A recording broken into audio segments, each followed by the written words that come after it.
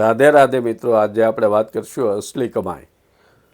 તો એમાં સુરત જેવા શહેરમાં એક બહુ અમીર માણસ રહે, એને કોઈ જાતની ખામી નહીં. એને સંતાનમાં એક દીકરો ને એક દીકરી. હવે દીકરો તો યુવાન થયો, પણ દીકરો એટલો બધો આળસુ, એને મહેનત કરવાની બહુ આળસ ચડે. એ સોફે બેઠો બેઠો મમ્મીને બેન પાસે ઓર્ડર કર્યા કરે અને પપ્પાના પૈસા ભાઈબંધ દોસ્તારો પાસે ઉડાડ્યા કરે. હવે પપ્પાને ચિંતા થઈ કે આને મારે ગમે એમ કરીને લાઈન ઉપર લાવવો પડશે, નકર તો આ બધું ઉડાડી દે.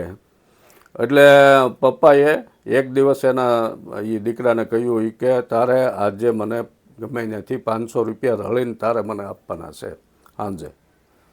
હવે આ છોકરાને તો એ કાંઈ હતું નહીં, આળસુ હતો. એટલે પપ્પા તો ઓફિસે ગયા એટલે મમ્મીને કાલાવાલા કર્યા. મમ્મી તો માતૃશક્તિ એટલે માની ગયા, 500 રૂપિયા આપ્યા. સાંજે પપ્પા આવ્યા એટલે તરત જ પપ્પાને લ્યો પપ્પા, એ કે આજની 500 રૂપિયા મારી કમાણી.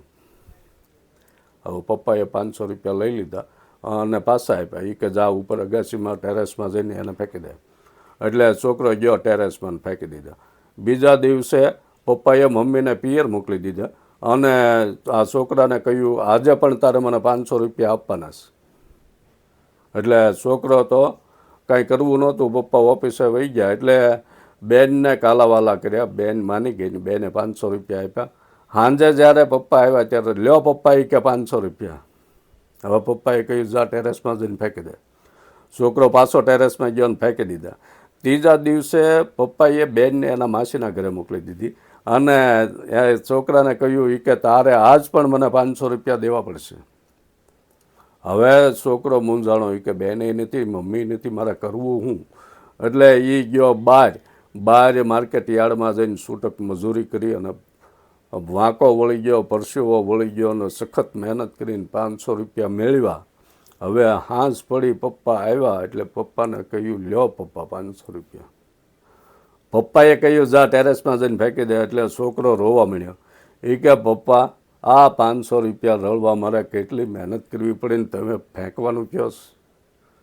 એટલે પપ્પાએ હસીને કહ્યું કે દીકરા, મારે આ જ તને કહેવું હતું કે કેટલી મહેનત કરવાથી પૈસા મળે છે અને તું આવી રીતના પૈસા ઉડાડે છો અને કેટલી મહેનત કરી ત્યારે બધું થાય છે.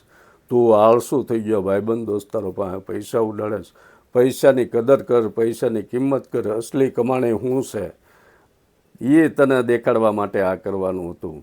એટલે મિત્રો, અસલી કમાઈ અને મહેનત એ માટે આપ રાધે.